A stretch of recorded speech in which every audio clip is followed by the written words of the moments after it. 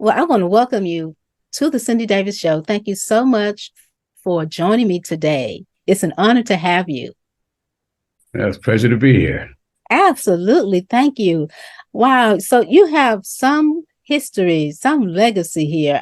We're just going to just dive right on in. I was honored to get your book in the mail that your people sent me, and it was such an honor to get that.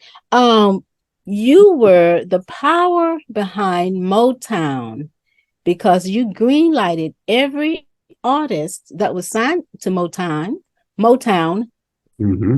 during your time there. How did you determine who to sign and who not to sign? And was there anyone or any artist that got away? Was there one that got away? No, nobody got away. Yeah. I say that because if they didn't fit into the structure and the concept that we had in mind to do for the talent, Mm-hmm. wouldn't be wise to bring them in. For example, I had an opportunity to take on, say, what was his name? Mustang Sally. What's his name? Mustang Sally. Mustang Sally. Wilson Pickett. No, was that? Yeah, I think it was Wilson Pickett. Yeah, yeah. I was going to bring him in at one point. Yeah. But and the artist knew who he was, the other artist in the company. Uh-huh. He had an idea of how it should run for him and how it should be run for others. Because he had some hit records, so he brought his ego and his everything with him. Okay. I thought about it for a while. So Barry said, "You want to sign him?" I said, "I think not." He said, "Why?" He's selling records. I said, "Well, Barry, he's bringing in his idea of how it should work.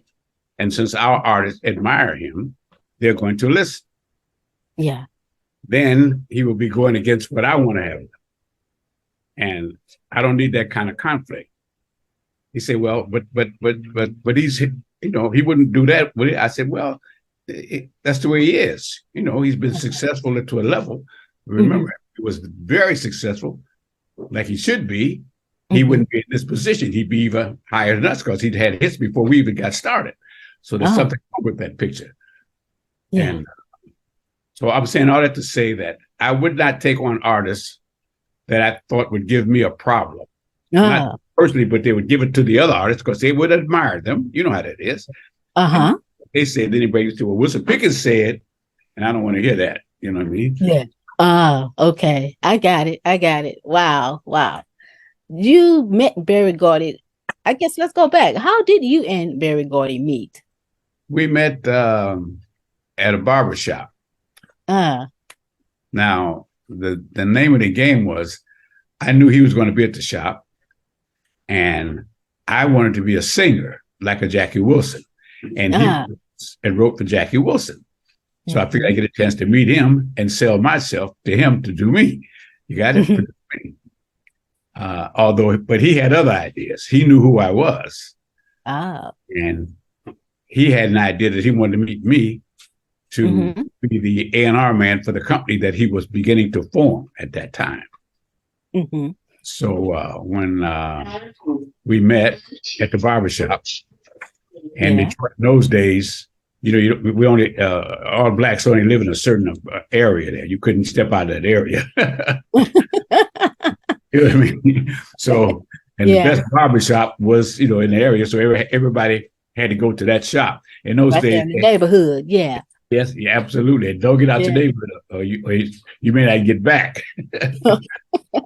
Anyway, we met and we talked, and Benny Mullins was the guy who owned the shop there, and what he would do, he only had 2 chairs and 2 dryers, but he had like a bunch of chess sets and checkerboards and phones. So when you come in, you stay busy so you don't get out and you don't lose no money.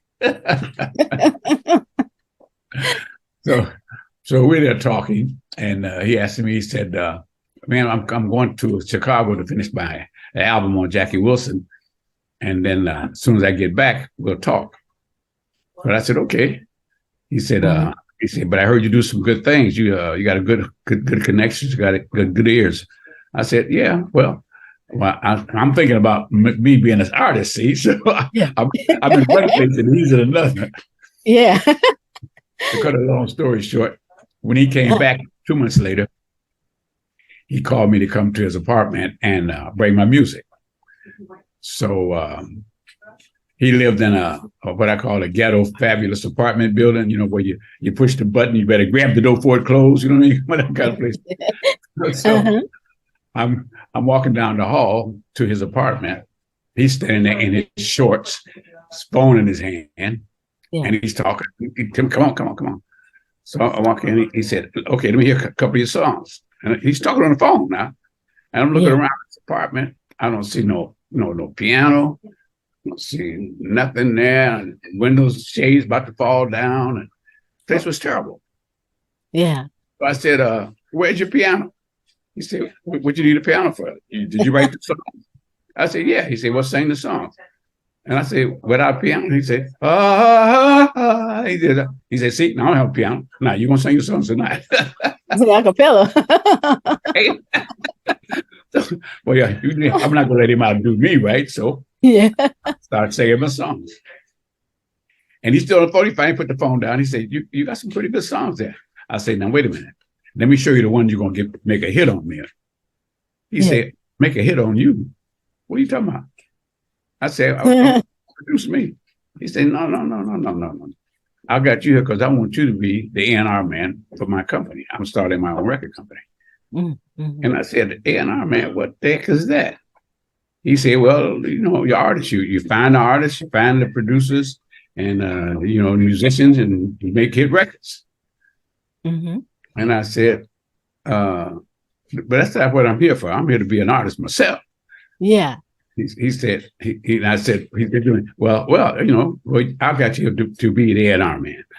And I said, well, as A&R man, can I record myself? He said, okay. He said, yeah, if things will be a hit, yeah. I said, well, I don't like that idea. I thought I want you to sign me and all that. So I'm getting a little upset about that. And I said, well, let me think about it. I'm ready to leave because it was not what I came there for. So I tell him, I said, who would be in charge? He said, I'm in charge. I said, who else would I talk to? He said, you and me. That's it. Yeah. Said, straight. I ain't got to report to nobody but you. Yeah. It's you and me. He said, yeah. I heard you got a lot of power in this stuff. You got a lot of gifts. Wow. So I said, nah. Thank you very much. I say no. That didn't sound right.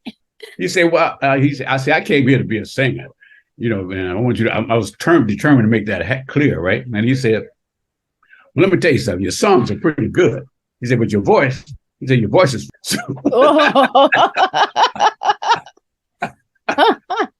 I'm really mad now. I collect my stuff. I'm walking down the hall, and I remember my mom said to me, you want something, you go after it.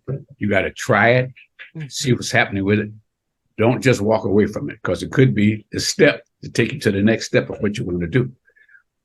And I stopped in the hallway, turned around and walked back to his door. I said, how much you paying? He said, $5 and all the chili you can eat. Oh my goodness. $5 a day in chili? He said, sometimes we got some meat in it. Meatless chili. I said, you crazy, man. You know that? You are absolutely crazy. Yeah. And I'm standing there talking, and he said to me, what do you think? I said, okay, I'm going to do it. I didn't need his $5. I didn't need none of that. But the idea of getting into this business was what fired me up. And because I thought everything else was ridiculous. You know what I'm saying? Yeah. I'm getting ready to leave, and Smokey comes down the hall. Oh, So okay. Smokey walking down the hall. Now Smokey and I, he had his. We in school. He had his group. I had my group, and we would battle for dates and parties and all that. And I was Oh, always beating him out for the best parties, but my group was better than his. My group sung like jazz and pop, and yeah. his group sung rock and roll R&B songs. You know what I mean? And anyway, Uh-huh. we knew each other Oh, very well. So okay. Smokey's coming down. He said, Mickey. He said, Barry, what is Mickey doing here? He said, he's going to be the A&R man for the company. He said, Yeah. oh, man, great. He said, man, I need a bass player and a drummer for the session tomorrow night about 9 o'clock. I said, okay. Tomorrow night. Yeah. So That's soon, I'm huh? walking up. Yeah. I'm getting ready to walk away. And Barry said to me, wait a minute, man. He said, he going to get you a bass player and drummer like that? Smokey said, if Mickey say I'm going to have a bass player and a drummer, I'm going to have a bass player and a drummer. He looked at me. I said, am I the A&R man? He said, yeah. I said, then he going to have a bass player and a drummer. And I left. That was Wow. the beginning of our relationship, and it never changed. Wow. So you, Barry, Smokey were the backbone of Motown. You got it. That's amazing. And you and Smokey are still friends to this day, real good Like friends. brothers. Wow. That is amazing. That's amazing. So, so you signed, what was your first big hit? Let's start with that. My first big what? Your first big hit record that you Yeah, wrote. my first hit record. Yeah. I wasn't after records producing for me. I was after producing producers and writers for other artists. Absolutely. Yeah. For the Yeah. artists. I never really did a record on Motown. Not Yeah. one Yeah. You time. just produced it. You have Yeah, produced the records though. I produced and wrote a lot of records. Yeah. I was very happy and thank God for finding writers and producers who were much better than me. Mm-hmm. And that was the gift. Yeah. I try to make this clear. I wrote it in the book. I try to make this clear to everybody that we all have gifts from God, all of us. Absolutely. 2 or 3 gifts. Mm-hmm. Now, the point is, if you can recognize the gift and work with it, you're in a no-lose position. Yeah. If you let others around you discourage you by telling you what you're doing that for, you don't know what you're doing or whatever they want to say negative, Mm-hmm. now you got a problem. If you trust or believe in that person that's talking to you, then they can persuade you not to develop the gifts that God has given you. Okay. So in my case, I recognized that I had the gift. Yeah. Over a period of time, not like in 5 minutes. You know what I mean? Things come to you. And you say, Yeah. "Good Over idea." time. Over time. Mm-hmm. So I used that. And when it came down to a song, saying being produced on the Temptations, if I wrote one and say another one of the producers wrote one, and then Smokey wrote one, I would listen to all 3. And I'd say, okay, we're going with this one first. And I'll go with yours second. And if you don't come back with a follow-up, I'll take mine third. I did not want mine to be first. If it wasn't as good as the ones I was hearing. You with me? Mm-hmm. And that was my job. Not only my job, that was a joy for me to try to pick the best for the best and make it happen. That was a great feeling for me. Yeah. So that was part of what I used the gift in that order. So I tell everybody, when I found artists like a Stevie Wonder or Marvin Gaye or Martha Reeves or whoever, it wasn't some kind of genius thing that happened. Mm-hmm. That was the gift that I had. Yeah. And I could use it and hear 5 people sing. And I said, okay, you good, but I want you. Yeah. Said, why me? Because you have the gift. And I always use it. What do you mean by the gift? I said, it came natural to you. It's very difficult to explain that to people because they have different ideas of why they are good at what they do. Yeah. As if they created this thing themselves. I tell everybody, you can't even grow hair on your own head. Somebody did that for you. Now, how could you? That's right. That's right. Only God can do that. He is the gift giver. We're just carrying it out for him and giving him the glory, right? Yes. And he gives it a gift for a purpose. Yeah. Just to have it. So that you can tell others it comes from God and you can do it too. I'm living proof. You can say that. You see, now people get the right idea. Mm-hmm. So that's what happened. So I was very, very, and the more I got into dealing with talented people, Mm-hmm. the better I got at it. You know what I Mm-hmm. mean? Yeah, And yeah. and because of that, they would trust me in making themselves better. I said, "You're doing that good, but if you did this, if you did that," and I would tell them, "Don't just take my word for it. Do what I told you to do. Do what you're doing. Now listen to both of them, and the Yeah. thing will stick up like a sore thumb." Yeah.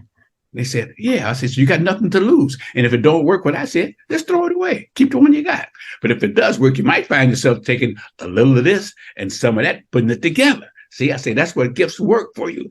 I said, "You can't do that and talk on the phone with your girlfriend and run down the street and play. Yeah. You got to focus and spend Focus. time." Yeah. This is part two. Uh, I want to ask you about what's the story behind Mickey's Monkey.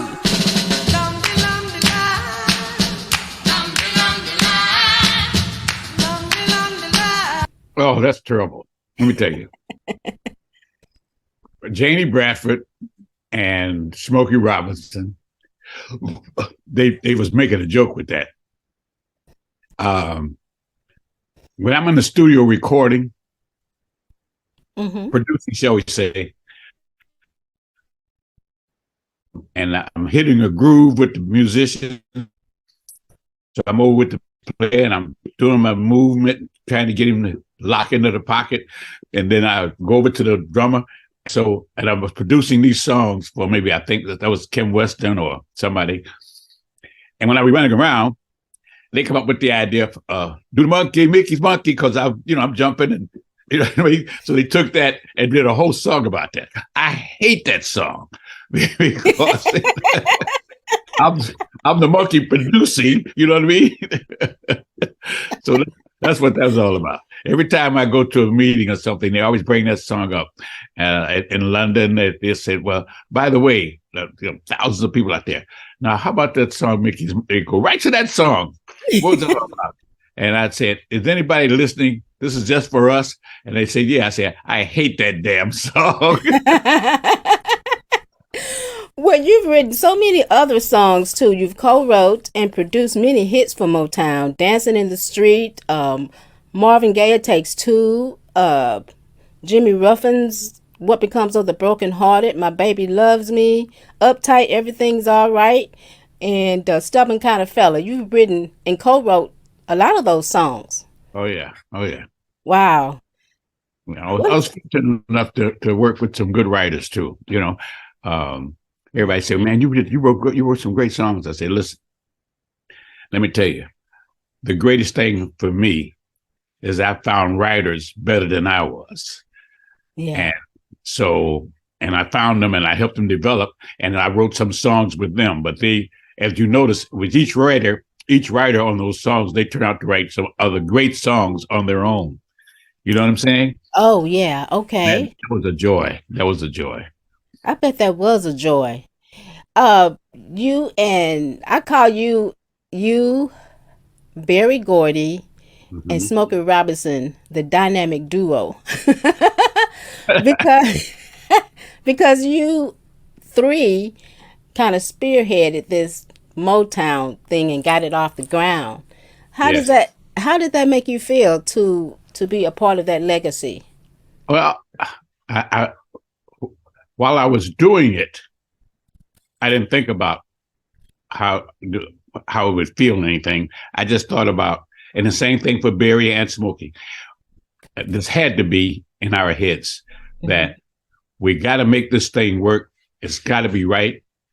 So we had to stay on every position that we were in. We had to work it to the best, not thinking about what's around or who don't like it or none of that. Stay focused on what we're doing.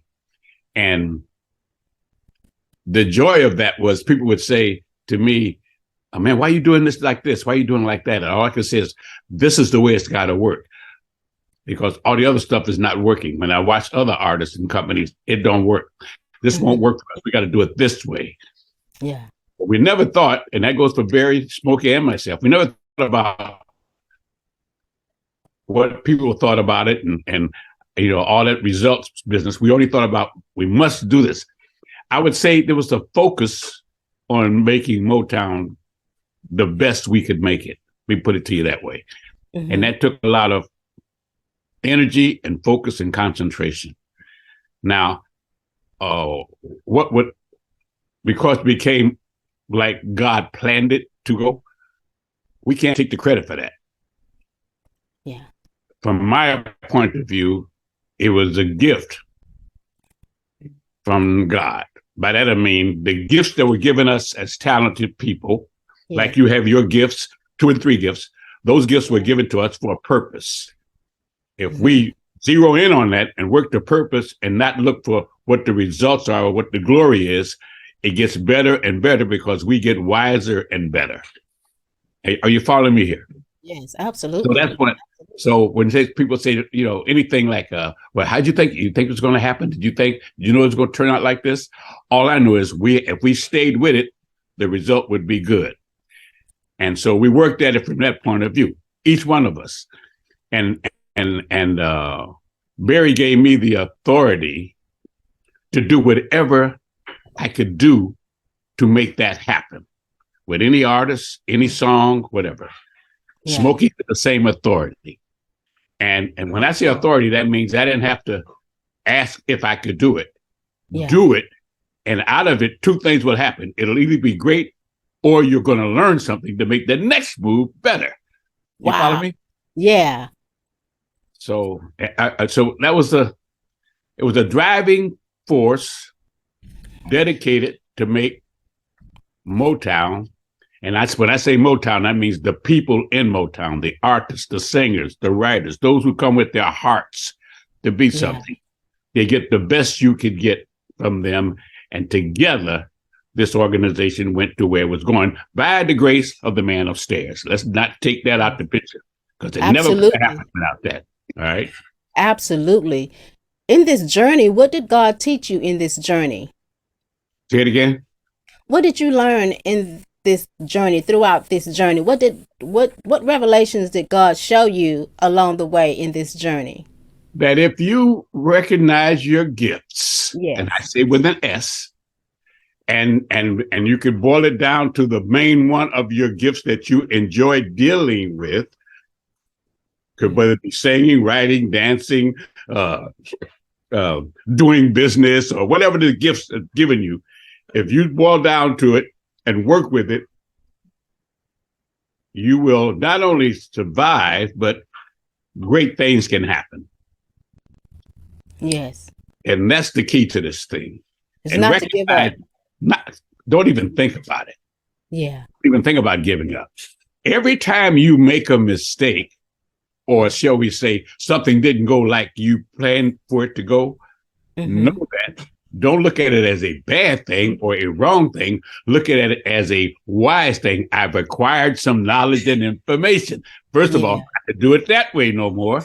Maybe not to ever do it again. Or here's how I can fix it. If you go, oh my God, like I messed up, you've lost the point of acquiring knowledge and information. Yeah. Okay. Now with that, you can keep going, you see? So that's the ball game. That's what this is all about. No matter what field you're in, you must apply that to it. Are you with me? Yes. Yeah. So you've quoted that God extends your life when you glorify him in the gift. Yes. So God gives us the gifts so that he can be glorified, not that we can be glorified. So we went all the way around. The more he recognized that you know the glory of the gift, the better he makes the gift work. You got it? So all of a sudden you could be doing a small thing, but doing it right, but by the gift that God gives you, all of a sudden things start happening bigger and bigger. Why are they happening bigger? The point is that if you follow the word, and I'm not preaching here, I'm just giving you if you follow, and people will come up to you and say, oh my God, that was great. How did you do that? I mean, how'd you make that happen? Blah, blah, blah. You can say, well, it's a gift from God, of course. And so I accepted it and went at it. That means that could happen to you too. So the more people that admire what you do or have done or will do, whatever, the more that they recognize that, and you tell them the solution or the method or how it works, your gifts grow, because that's what you're here for, to help others. And if they see the results of God's work, you come on, he got to give you more audience. The bigger the people, the more the seats, the more we'll get the picture, and it keeps growing and growing. The moment you say, I did this, I got this together, you got a problem. Yeah, because that's pride. Oh, worst thing in the world at the wrong time.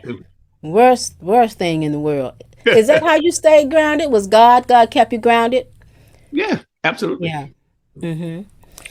What would be, what do you think would be your legacy? I have no idea. All I know is that when people walk up to me and say, man, you did some great things, that I say, well, I did them because I had a leader to follow, and that was easy for me to do. I didn't know they were going to be great. All I knew is you ask me questions, I give you answers. I gave you answers because I have the knowledge to give you the answer. If you don't accept the answer, I can't do anything about that.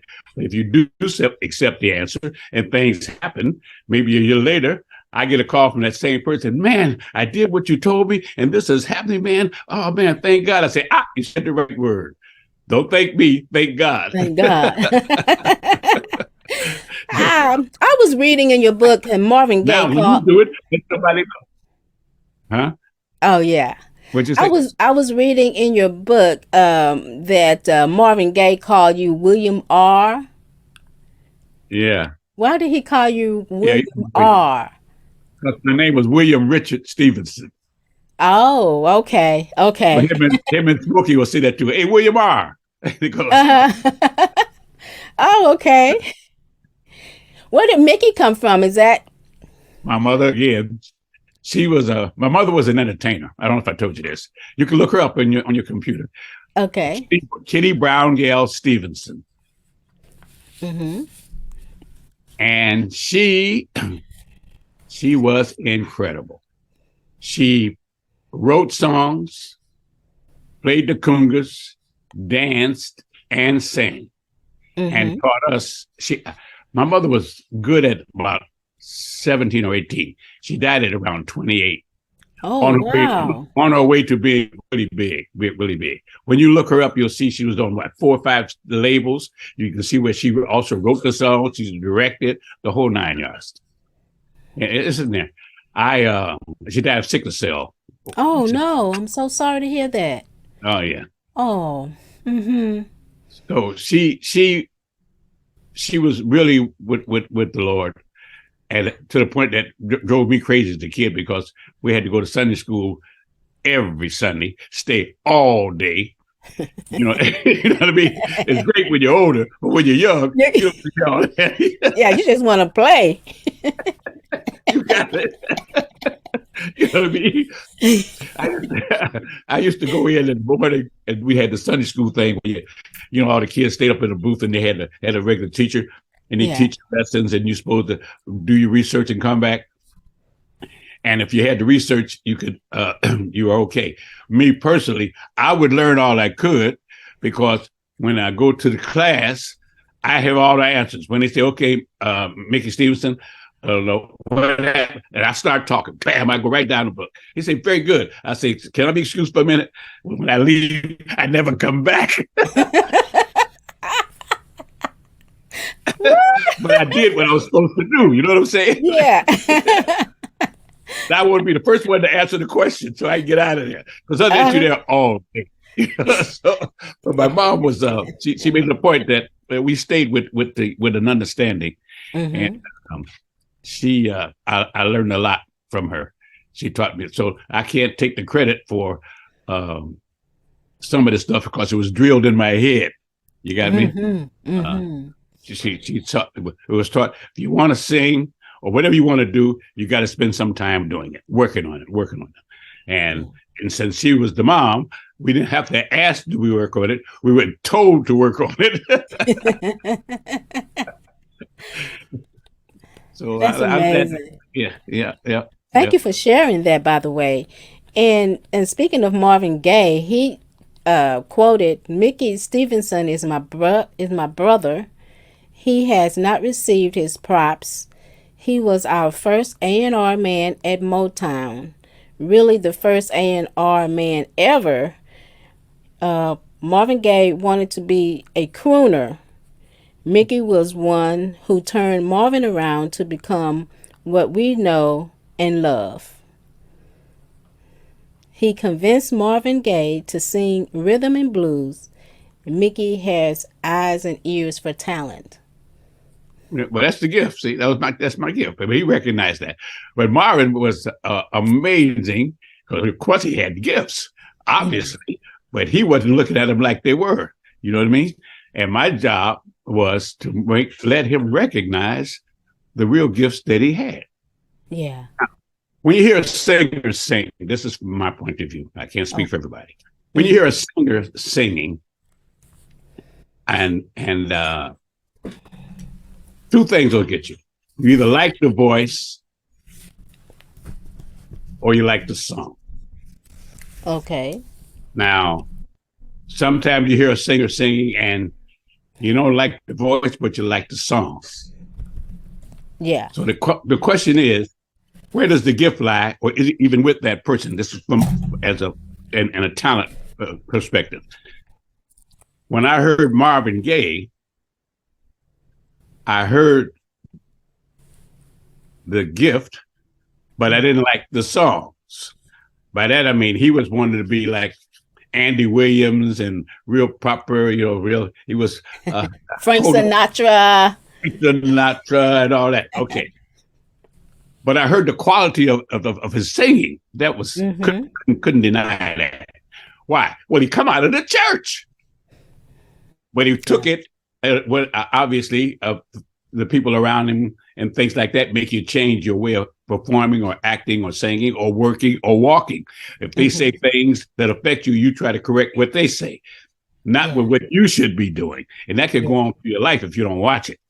At any rate, I said, Marvin, we got together because Barry wanted me to get a hit on him. And I said, Barry, the guy wants to be Andy Williams or somebody. What kind of hit can I get on him? Barry said to me, I don't care what kind of hit you get. I want a hit on him. You heard him saying. I said, you got a point there. I said, okay, man, I'll get you a hit. He said, okay, what's the deal? We always bet. And I said, okay, but this is going to cost you $1,000. He said, we only bet $500. How you get to $1,000? I said, this is going to be a job. This guy's in a whole nother place. He's singing one way. He want to be something else. I got to get him down together too. How did you do that? How did you do that? I told Marvin, and Marvin was listening to the conversation. He was standing right next to us, so he wasn't too happy about that conversation. Oh, I was standing right next to you. Okay. So he was looking at me like, what you gonna try to do to me? Was the look that he gave me when Barry left. I said, well, look, man, you heard what he said, and you heard what I said. I understand all that. I said, what we got to do is get a chance to know each other. He said, what do you mean? I said, well, I see you do some writing, so let's write some songs together for some of the other artists in the company. And he said, you'll write with me? And he was surprised I said that. I said, yeah. I said, I can see you can write, so I'm going to write with you. And we get to know each other. He said, this ain't no trick, is it? I said, no, I heard your stuff. He said, okay. So he said it like, let me see what he's up to. Yeah. You know what I mean? Yeah, let's see what he got. And I was saying, like, let me see how I can fix this. So we both had two different thoughts going on. But as we start working together on songs, I would sing my line. We were creating, see. I'd sing the way out the line, and then he'd sing his line, and he'd go one place. And I said, no, you can't go, oh, baby, why don't you come? No, you got, oh, baby, you got to go that way on this song. And so we started working, and he started following my direction. Oh. And it took us about, and every time we do a song go too long, before you could say anything, I say, let's try this tune here for another artist. So I kept switching it around, but I keep getting back to this one song called Stubborn Kind of Fella. And I told him we was doing it for Contours or somebody. And when it was over, about 2 months, we had finished about 4 or 5 songs, but I had that one in mind. I cut out all of my verses and I tied all of his verses together. I went to listen to something. So he came in, he said, "What you got?" So I pressed the tape recorder and he heard himself saying consistently more soulful. Yeah. Yeah. Okay. He said, "Oh man, that don't sound too bad." I said, "Sounds too bad. It sounds good, man." I said, "Why don't you do this tune?" He said, "We're doing it for the Contours." I said, "Forget all that. Why don't you sing this song? It'll take me off the hook with Barry. And then I'll do a jazz album like you want me to do."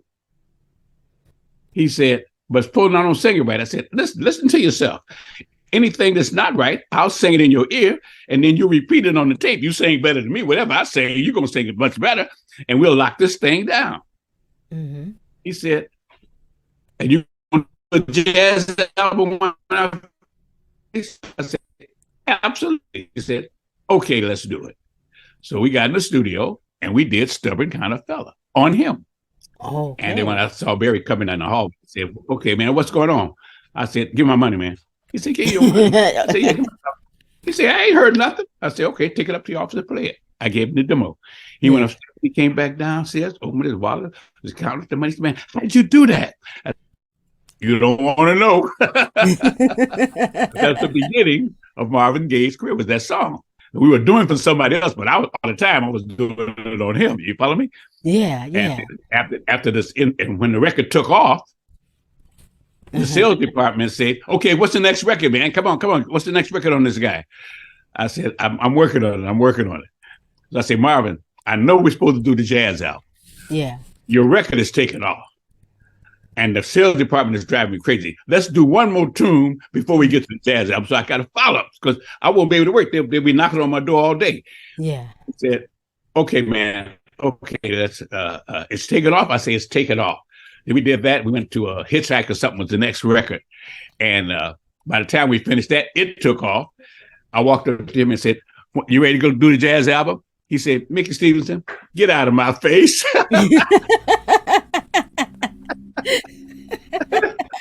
He didn't want no parts of that now. Oh my goodness! They were very good friends on me. We'd work all night. I'd take him to the house. We'd have some coffee or something, and then go right back to the studio. And so we became very, very, very close. Very, very close. Wow! That is simply amazing. That is simply amazing. Now, how long were you with Motown? From what year to what year? I guess about 6 years, maybe 7. I never, time never enters my head. Yeah. I left because Holland, Doja Holland, greatest producer writers in the world, as far as I'm concerned. Yeah. How do you get 8 or 9 #1 records in the top 100? How do you do that without being great? They didn't get the recognition they should have got because there was nobody wanted to accept the fact that these 3 black guys did that kind of work on top 100 songs. Yeah. I mean, it was remarkable. That's not counting the ones down the line, like the top 20s and the top 10s. They did all those as well. But anyway, our contracts were coming due to re-sign. And Holland, Doja Holland, not so much the 3 of them, but Eddie was the speaker for the group. He wanted to, they wanted to leave or get a better deal. And the only deal was better to get was the job that I had, which is A&R director, because I get a piece of everything that goes out the door. Yeah. And so I had to leave. I left on my own, frankly, because I wanted Motown to stay great. It was like a family to me. Yeah. And Barry asked me would I sign up again for a bunch of years, and he said, "I'll give you a gig, the job working with me personally, all that." And I found out that the deal was that they wanted to, not they, but Eddie wanted my job. And I said to myself, if I were Barry, what would I do? I would not let the greatest writer producers in the world leave. Okay. So I said, BG, I'm going to take you off the hook. Give me my job. And I'm going to go and start my own operation. He said, no, you don't have to. I said, come on, Barry. If I were you in your position, that's what I would do. Yeah. So I respect the conversation. So let's keep it in that order so we stay in the right place and the company keeps going. He said, okay, man, anything you want out there, you call me, you got it. I said, okay. I said, but one more thing. He's not going to make a good A&R man. Yeah. He said, why not? I said, because it's more than just a word. You got to become a father, a friend, a producer, a buddy to each one of the artists so that you can get the image, the information across. Yeah. And he's an introvert. He wouldn't dare deal like that. So I was everybody's, either I was your cousin or your brother or your partner or your confidant. I would get called in the morning at 1 o'clock. Man, let me tell you what happened. Artist, and I say, well, here's what you ought to do. So it never stops. Well, that takes a certain kind of person. You got me? Yeah. Oh, yeah. Oh, yeah, it does. Patience. You got to have patience. You know, I can relate to that. That is such a wonderful story. You got so many stories to tell. You know, I would like to get you and Smokey together on a call. So I want to hear some of y'all stories. I did the Manhattans like that, you know. The Manhattans got on and they was capping on each other. And did they? Yeah, I'd like to get you and Smokey on a call one day. And maybe we can do that too with y'all. Yeah. That's the tough one because he stays busy. Oh, yeah. Oh, man. Yeah. Man, oh, wow. He came from Canada. I said, how long are you up there? He said, you don't want to know. Oh, up in Canada. Oh, okay. Oh, my goodness.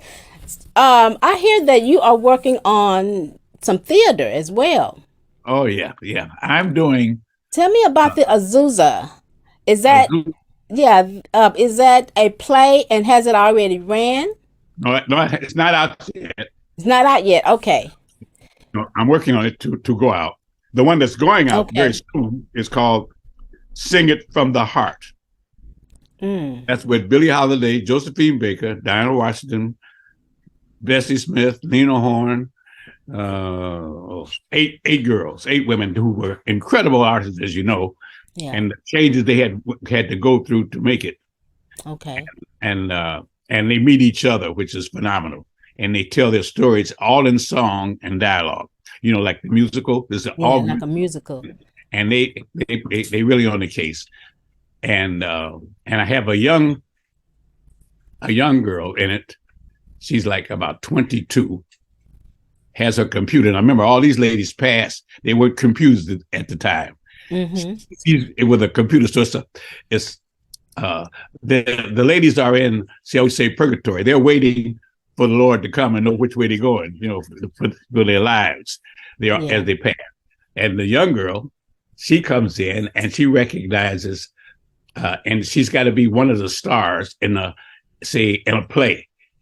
And her idea was, how does she get to become this person and know her personally, so she can be that character? Right. And so she goes to the internet and reads about them.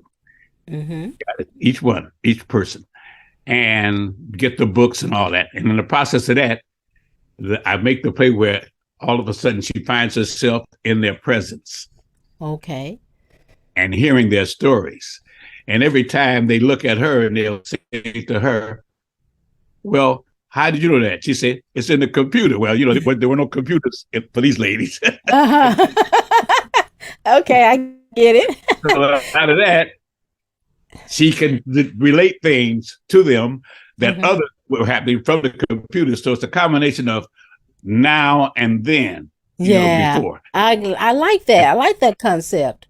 And the history is brought out both ways for the audience. You got it?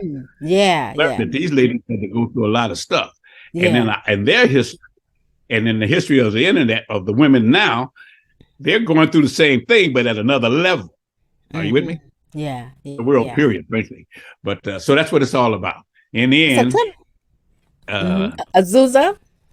Azusa was about the Holy Spirit. Yeah. Came down on Azusa Street in Los Angeles in 1906. And at that point, with a black man named William Seymour, who was the minister,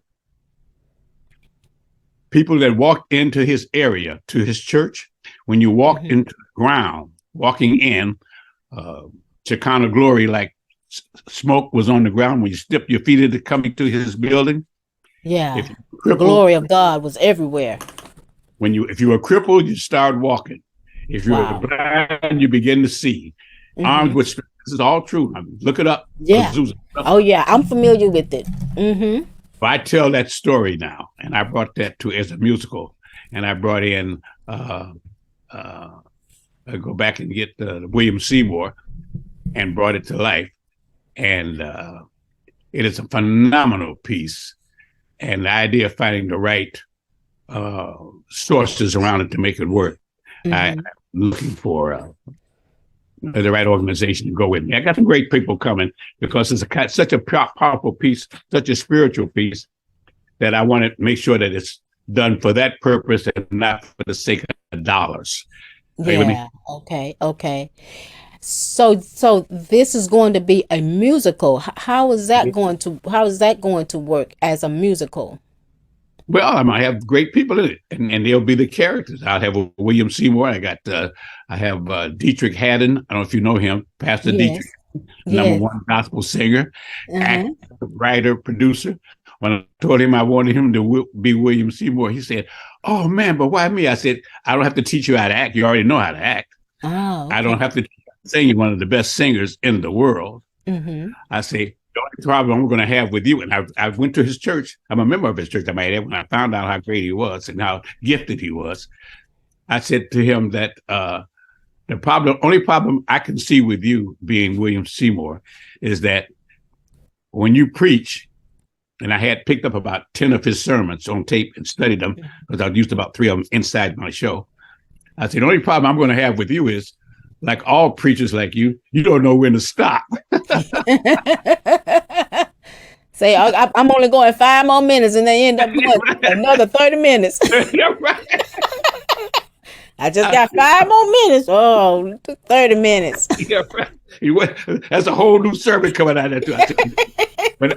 I said, so I had to figure out how I'm going to fix you. He said, what you going to do? I say, when I blink that light over your head, know you got 30 seconds to wrap it up. That's what he fell out laughing. I say, he said, well, what if I can't stop? I say, because the other set's going to start moving in on you. Too many choices.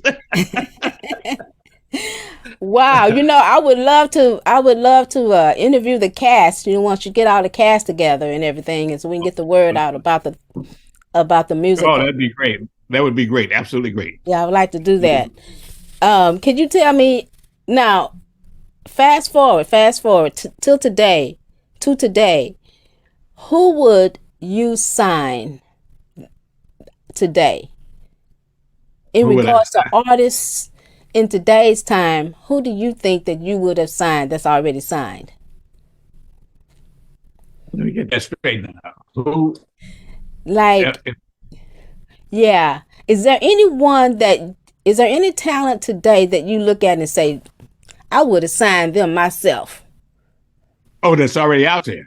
Yeah. Or that's coming out there. I mean, somebody, artist, yeah. Well, they got some great artists out there now. I mean, yeah. Well, I mean, they got some great. Nobody really comes to mind, and that tells a lot, doesn't it? But I got one artist I'm working on to sign though personally. Are you? Yeah, and that's Yo, I'm sorry, I missed that. Yo, who? My wife. Oh, your wife. Awesome. Oh, she's great. Because so she can act and she can dance. So it's not so much getting a hit record, but as a face, a character, all around talented person. You know what I mean? Yeah. But the record artists, I am working with a couple personally that are very, very, very good. Mm-hmm. Yeah. And on our next meeting, I'll let you meet them direct. You'll see. Yeah, I do. Yeah, I want to do that. Please, I want to Okay. do that. So before we close out, I just want to ask you, how do you feel about um when you were inducted into the Songwriters Hall of Fame? Well, I felt it was an honor. Uh, Yeah. the way they did it for me. Um, when I found out that I was going to be inducted into the Hall of Fame, they sent out a notice, and I was there with about 5 or 6 others that were being inducted at the same time.